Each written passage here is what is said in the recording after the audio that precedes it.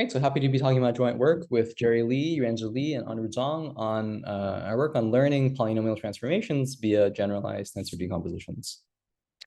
Okay, so at a 10,000-foot view, we're interested in deep generative modeling as sort of the motivation for this work. Deep generative modeling is this catch-all term for a variety of frameworks for modeling real-world high-dimensional distributions via transformations of simple distributions, for instance, Gaussian, under some parametric family of functions, for instance, neural networks. So, we've all seen these amazing examples of AI-generated artwork that have been flooding the internet, these really impressive demos of downstream tasks that these generative models are capable of. The truth of the matter is that in spite of these, incredible empirical successes, from a theoretical standpoint, we have, very little reason or, mathematical background for understanding why these models are so successful. So this work I really view as sort of one first step towards building some theory to understand generative modeling. Okay, so what is a generative model? In this work, we're going to focus on models that are based on push forwards. Such models are defined by some parametric function from R-dimensional inputs to D-dimensional outputs. You can think of this as maybe some kind of neural network or maybe a polynomial. And our goal is, given samples from some real-world distribution, we would like to produce a function f for which the push forward of the standard Gaussian measure under this function f approximates the data distribution D. Okay, so what does push forward mean here? To sample from this distribution that I'm referring to as f of Gaussian, you simply imagine that nature samples some latent randomness G from standard Gaussian, and we observe as our sample from f of Gaussian the output of the function f under the input G. Okay, so this is what a push forward is. In practice, what do people try to do? Well, an old technique at this point is to use GANs to minimize some kind of adversarial loss. So you want to minimize over generators f the maximum over discriminators a. Discriminators might come from some other family of neural networks. The discrepancy between sort of expectation values under your output distribution versus the true distribution. Okay. A more modern approach is to use so-called diffusion models. These try to learn a push forward by essentially learning a network that progressively reverses some kind of noise process. So this noise process takes images to noise, and we're trying to learn something that undoes this and allows us to go from noise in the form of Gaussian vectors into images. Okay, so but the details aren't super important. This is just to give you a flavor for the kinds of approaches that practitioners take. Unfortunately, it's very difficult to come up with sort of end-to-end provable guarantees for either of these approaches, because even the sort of supervised literature on deep learning theory is still a bit of a mystery. Okay, so in this work, let's focus on sort of a somewhat toy setting, but one that I think illuminates a lot of interesting statistical properties of these push forwards. And that's to assume that the data distribution actually is realizable. It's exactly representable by a push forward in the form of f star Gaussian for some unknown neural network f star. And now the question is there, forget about diffusion models or GANs, is there any efficient algorithm that can provably learn these kinds of distributions? I would argue this is not just, an interesting question from a theory standpoint, but even from a practical standpoint, there's, a pressing need to come up with ways of evaluating trained models in a principled fashion. So this is in contrast with supervised learning, where we have natural metrics like test accuracy that we can evaluate, and we have concentration that tells us that the population loss is close to the empirical test loss. Okay. In contrast, we don't have this picture in the unsupervised setting, and so instead, what people resort to is things like visual inspection to make sure you haven't just memorized your training examples. There are various heuristics, of course, only heuristic because the general task is computationally hard for estimating the log likelihood of held out test data. This is perhaps the closest in spirit to the notion of test accuracy in the supervised setting. And then, of course, the most popular metric by far in practice is to use something like inception score or Fréchet inception distance.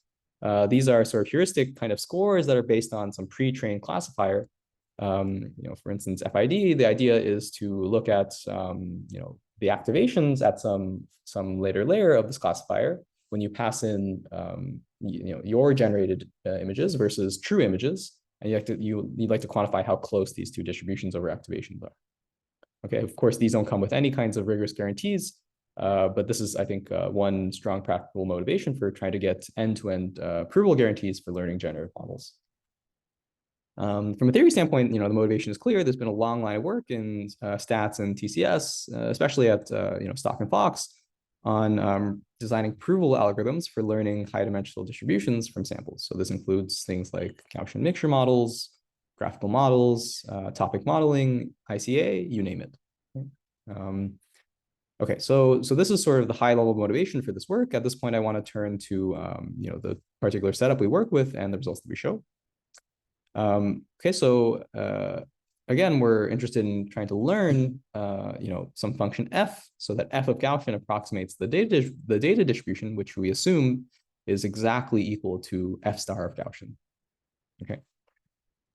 In fact, in this work, we're going to give algorithms that even achieve the stronger task, not just of outputting some generative model that is close as a distribution, but actually exactly recovering up to some added error in the parameters, the underlying ground truth function f star. Okay, so this is the question of, we're actually focusing on the question of parameter recovery rather than just of density estimation. Okay, so in this talk, we're going to focus on a fairly stylized setting. We're going to imagine that every coordinate of f star is actually given by a homogeneous low-degree polynomial. So, f star has d output coordinates. Each of these is going to be computed by an r-variate function given by a degree, something polynomial. If you want, you can think of this as maybe like a depth 2 neural network with polynomial activations, but this is a TCS conference, so I think this is a fairly natural object in and of itself. Okay, so in the paper we focus on general degree, but in this talk we're actually gonna stick with quadratic just for concreteness. Okay, so here's the setup. We have these ground truth quadratic polynomials we want to learn, P1 through PD. Any quadratic polynomial in R variables, you can always identify with its matrix of coefficients. This is just some R by R symmetric matrix. So it turns out there's a natural symmetry in this problem that makes parameter recovering a little subtle. And that's because this input distribution, Gaussian, is rotation invariant. It doesn't really matter if I take my polynomials and apply some global rotation to the input variables. Okay. In the language of coefficient matrices, this corresponds to taking my QAs and conjugating them by some orthogonal matrix U, which is joint across the different QAs. Okay, so this natural gauge symmetry is something that you can't hope to avoid if you want to sort of estimate the parameters of the ground truth network. So we're only going to hope to estimate those parameters up to this gauge symmetry. And the good news is that for quadratic polynomials, at least, this is actually the only symmetry we have to worry about. Okay, so here's our goal. We're going to recover the parameters of f star to within sufficient accuracy in the sense of recovering symmetric matrices Q hat A such that the following min-max loss is minimized. But you can think of this as just, I want to produce some sequence of matrices Q hat 1 through Q hat D so that there exists some global rotation U which aligns the ground truth matrices QA to my estimates Q hat A. And it's important that this rotation is joint across all of the different Qs simultaneously. Unfortunately, if I, okay, so this is some problem you can state, but unfortunately, even in very simple settings, you immediately run into information theoretic hardness. So if I want to learn, let's say, one-dimensional generative models, even to constant accuracy in parameter distance, this unfortunately requires exponential number of samples relative to the input dimension R in the worst case. So this is really saying that there exist pairs of push forwards with very different parameters, but which are negligibly close in statistical distance. Of course, these lower bound constructions are very delicate. They require various moment matching constructions. At the end of the day, real world distribution is not going to look like this. And so we ask, if we go slightly beyond the worst case, can we actually get, provably efficient learning and parameter recovery?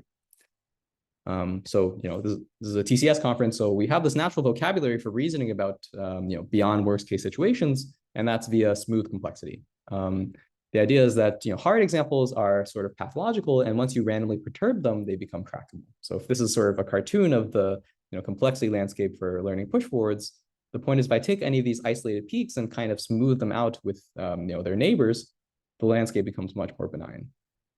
So this is what we're going to do. We're going to take our worst case matrices Q1 through QD, and we're going to slightly perturb them by adding an inverse Pauli amount of noise to every entry.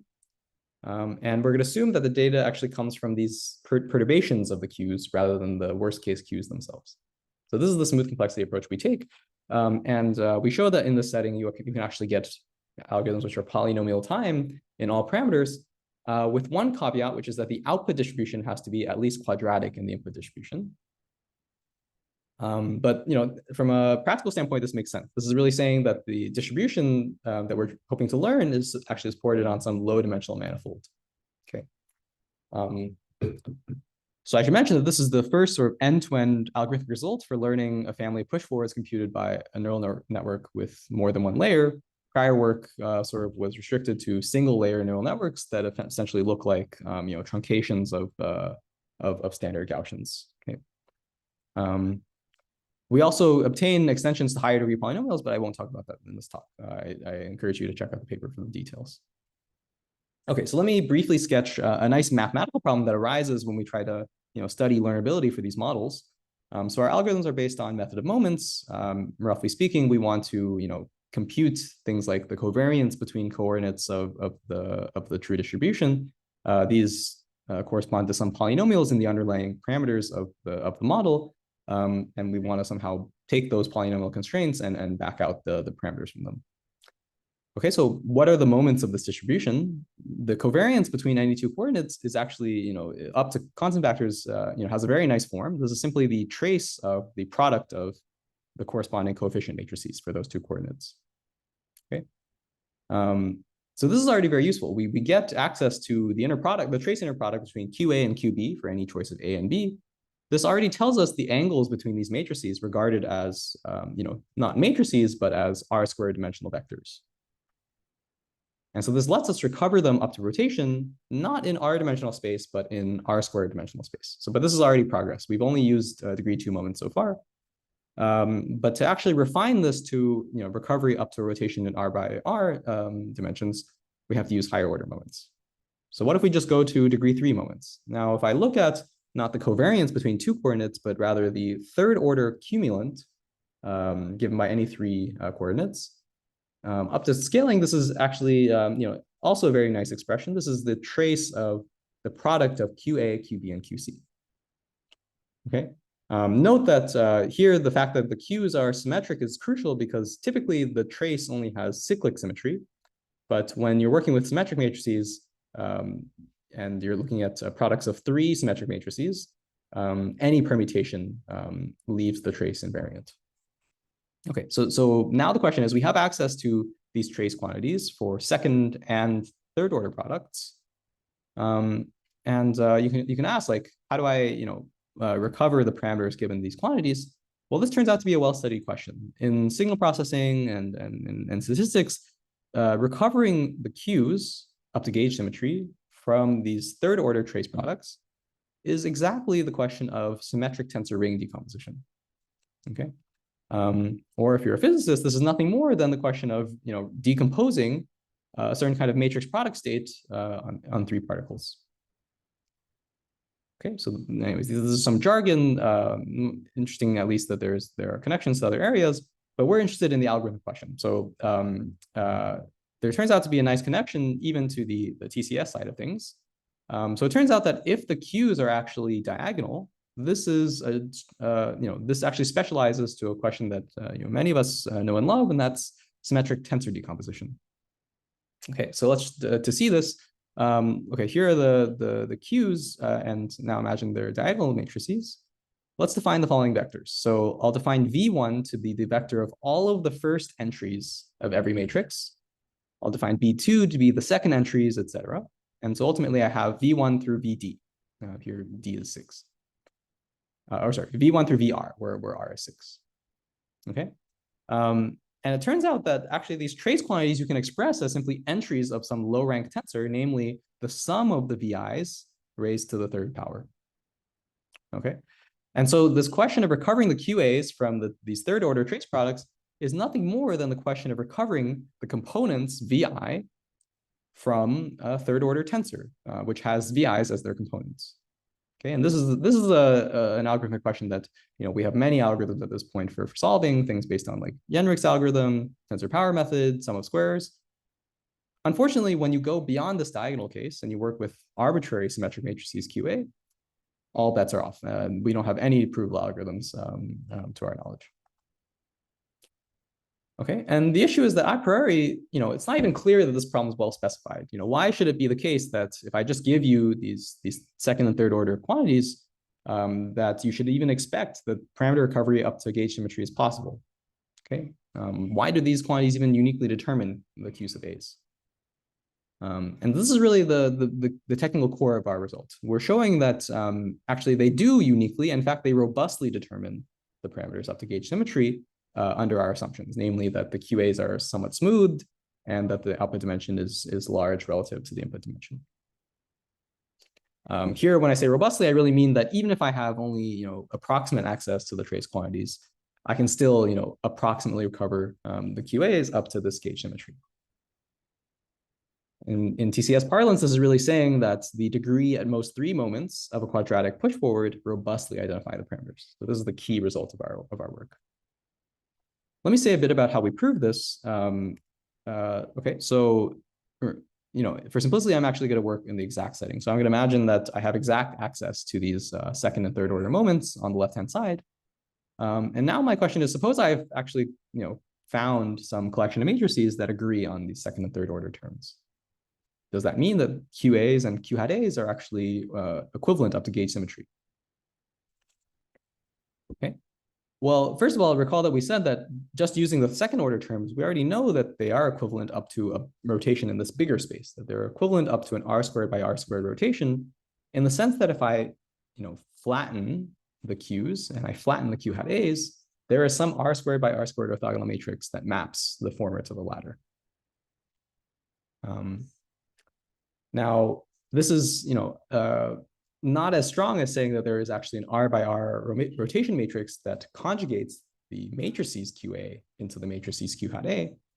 But if we did have that, if there existed such a choice of U, then the corresponding r squared by r squared dimensional rotation is nothing more than the Kronecker product of this rotation matrix with itself.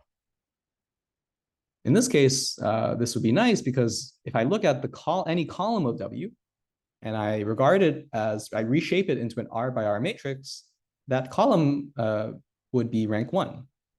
Okay, so this is some strong property of R squared by R squared rotations that are secretly R by R rotations.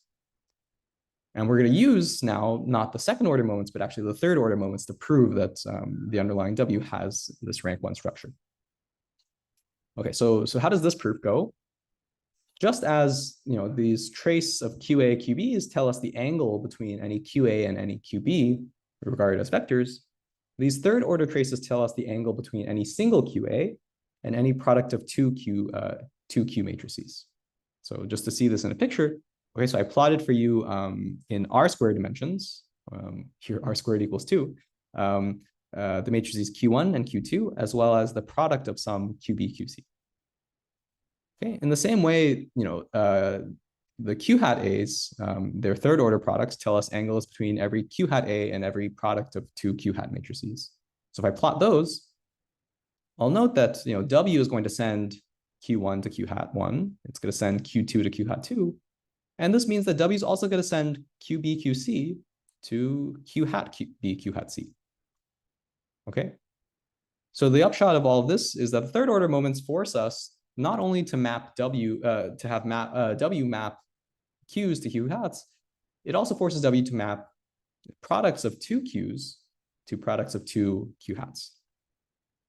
All right, so this we can write algebraically as follows.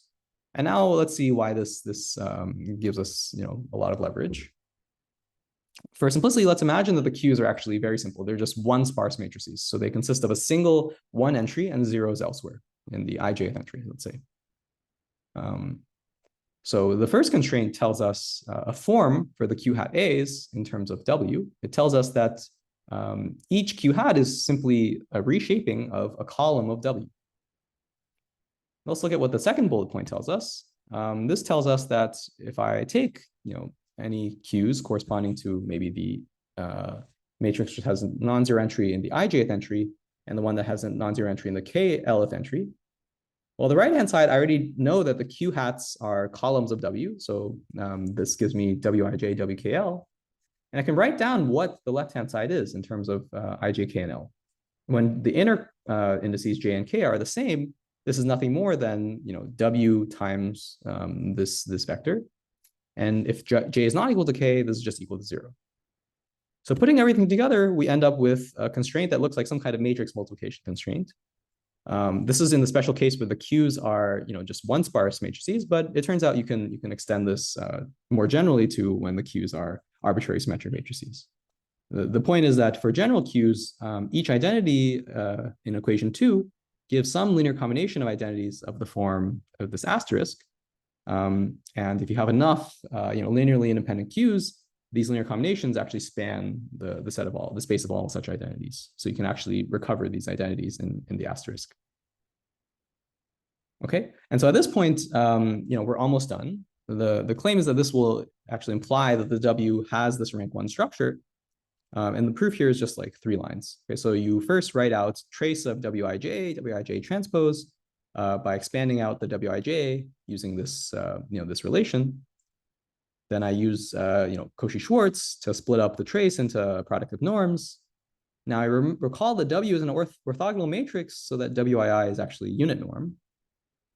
And finally, I note that the left-hand side is the trace norm of some PSD matrix. The right-hand side is Frobenius. The trace norm is always at least the Frobenius. And so I actually have an equality. And if I have an equality, this only happens if the PSD matrix is rank 1. At this point, I've established this nice rank 1 structure, but I still owe you the fact that W is actually exactly equal to the Kronecker product of some rotation matrix with itself. And this turns out to be some sequence of elementary deductions. I won't go into the details of this, but suffice to say, you just follow your nose throughout, and you can get this from the rank 1 structure. Okay, and now you might ask, like, what algorithm do I actually use once I have this information theoretic proof of identifiability?